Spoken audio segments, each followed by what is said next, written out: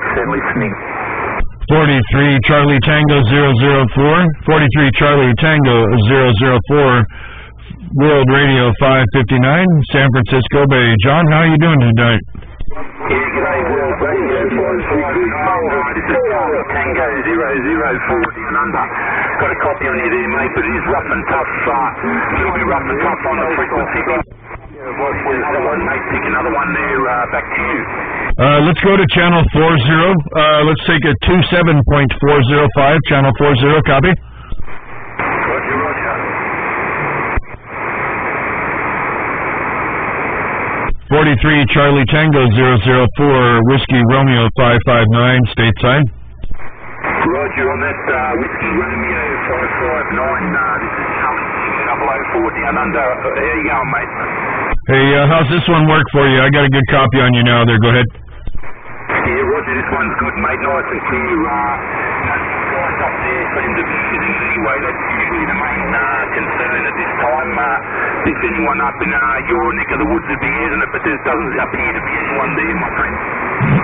Oh, for sure. There's a lot of people all on the same one. They're good to get on to a clean one here. Well, I hope all's been well there, John. I think we've talked before there. I have you in my notes there, being in Wagga Wagga.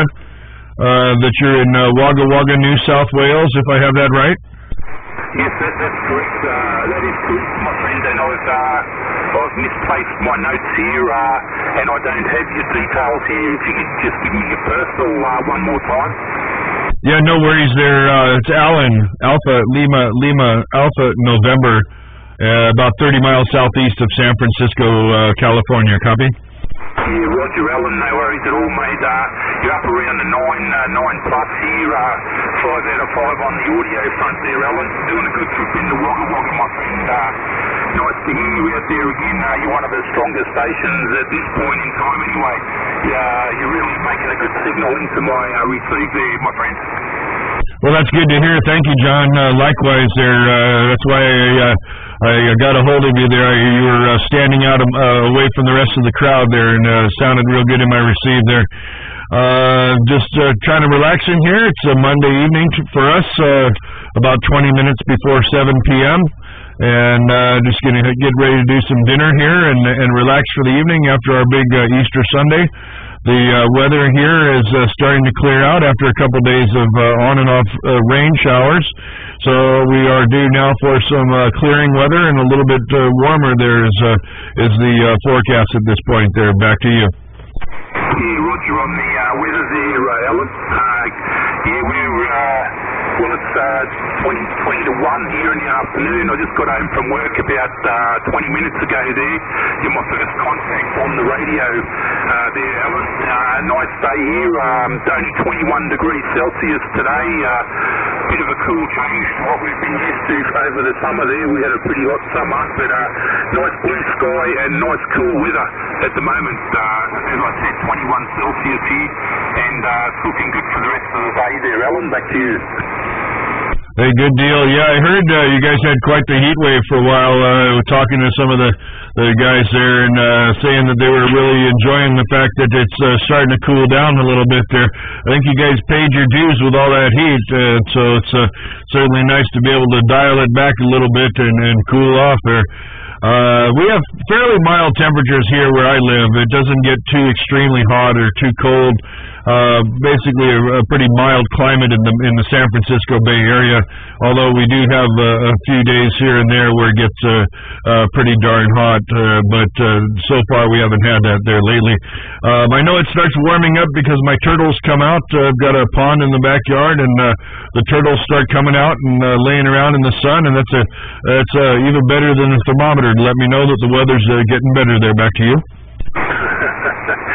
Roger on the turtles there, Alan. That's a good little indicator you got going there. But here it just seems it was really funny this season change. Soon as it hit the first of the month, it was like someone flicked a switch and said, now it's autumn. All the trees seem to drop on that day. They seem to drop their leaves on the first, and it was really the temperatures just went way down. They dropped about 10 degrees, and we had a little bit of rain, and we had nothing up to that point. We had 1 day of rain, I think, over the whole of summer, just about 1 day of rain, and we did have a heat wave in the beginning there. It was 44 degrees Celsius days for quite a few days over the first couple of weeks of summer there. We had a heat wave, and then dropped back down to around 35 to 38 Celsius for the rest of summer, and then it's really like someone, as I said, like someone just flicked a switch there. Alan, back to you. Yeah, and that's something else there. I was just talking with someone the other day about this. When we were kids, I remember the seasons were very distinct seasons. You know, you'd have the winter and the spring and the summer and fall, and you could pretty much set your watch to it, what the weather was going to be like and when it would be happening. But, you know, since it got a little bit older here, it just... I don't know if, you know, this whole global warming or just maybe just the Earth is doing what it does, you know, who knows what. But it just seems to be kind of goofy now. I mean, sometimes we'll have winter time, and in the middle of winter we'll get a really hot wave for a week. Sometimes in the middle of the summer it'll cool way down. It's kind of all scrambled up anymore. They're back to you. Yeah, Roger on that, Alan. Well, I don't know about the global warming. I'm not a scientist. I guess it could be. I've only been down here about a year. I was originally from Sydney there, Alan, and we had pretty sort of up and down weather in Sydney. It was all over the place. But since this is our second summer, hang on, let me think. It's actually our first summer down here. I've only been here a year. It's our first summer, and I can't really speak for the general thing all the time down here, but I'm guessing it does get pretty warm down here. I know they did have a drought a few years ago, which was really bad for the farmers down here, Alan. But I can't really comment on the weather down here. So maybe that might be that sort of summer every year down here, I think.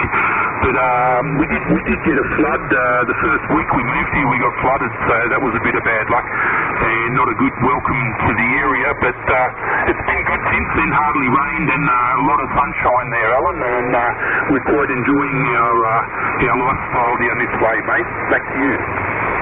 Yeah, copy that. So it sounds like you're still happy that you made the move then overall? Oh, extremely happy, Alan.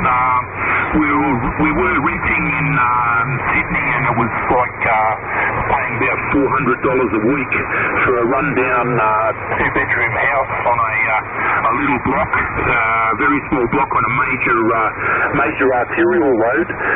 Used to have B doubles going up and down all night, and they'd be like they were in the bedroom there, even though we moved the bedroom out to the back of the house. But we decided to buy, and we bought a house down here, and we're only paying back $105 a week compared to $400 in rent. So we're $105 a week on a half-acre block here with a huge shed and very quiet and not much pollution. So very happy with the move there, Alan. Back to you. Oh, that's a beauty. That sounds really good there, and definitely quality of life is so important there to find some place where you can enjoy their. You know, we've been in the Bay Area a long time here, and it's a little bit congested. There's a fair amount of traffic.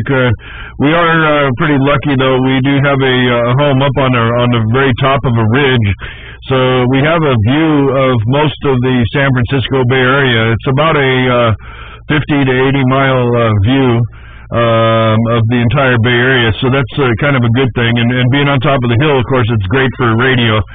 So I can't complain about that. But in the bottom of my heart, I'd sure love to be more in the country, a little bit less congestion, less people, a little bit less traffic and pollution and so forth. But I don't know, maybe once the kids are a little older and so on, maybe we'll do that. Hard to say, but for now we just make the best of it. Sounds good that you're enjoying yourself in Wagga Wagga now, and now that you got past that flood anyway, things are looking up for you. They say that it's supposed to be good luck when it rains. if you get rain on your wedding, but I don't think having a flood the first week when you move, I don't think that is good luck. But glad you got that behind you there. Go ahead. Yeah, well, it was okay because we had to be insured we are paying the house off, so we got everything that got flooded. We got it all new. Got everything. Basically, a couple of the rooms repainted, new carpet. I got a new. I lost the radio in the flood, so I got enough money to buy two, and it was quite good. Everything. They gave us checks and fixed the house up, and new floors in the kitchen, a new kitchen.